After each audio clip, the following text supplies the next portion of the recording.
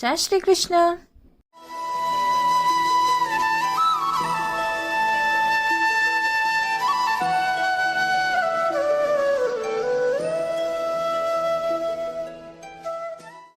ఈరోజు వీడియోలో chicken 65ని prepare చేయమని ఒక సబ్స్క్రైబర్ అడిగారు.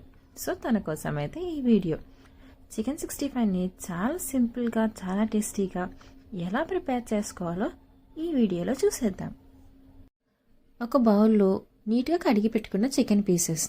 నేను ఇక్కడ మెత్తటి ముక్కల్ని తీసుకున్నాను, మీరు బోన్తో అయినా తీసుకోవచ్చు. రుచికి తగ్గట్టుగా ఉప్పు, నేను ఇంట్లో ప్రిపేర్ చేసుకునే మసాలా పౌడర్. ఈ మసాలా పౌడర్ని కింద డిస్క్రిప్షన్లో లింక్ ఇస్తాను, ఒకసారి చెక్ చేయండి. రుచికి తగ్గట్టుగా కారం, అల్లం వెల్లుల్లి పేస్ట్, పసుపు. ఒక ఎగ్ వైట్ని వేసి ముక్కలకి బాగా పట్టించేలాగా కలుపుకోవాలి. ఇలాగా కలుపుకున్న తర్వాత హాఫ్ లెమన్ జ్యూస్ని వేసి కలిపి ఒక 2 గంటల పాటు పక్కన ఉంచుకోవాలి. నూనెలో వేయించే ముందు 2 స్పూన్స్ బియ్యం పిండిని వేసి ముక్కలకి బాగా పట్టించేలాగా కలుపుకొని డీప్ ఫ్రై చేసుకోవాలి.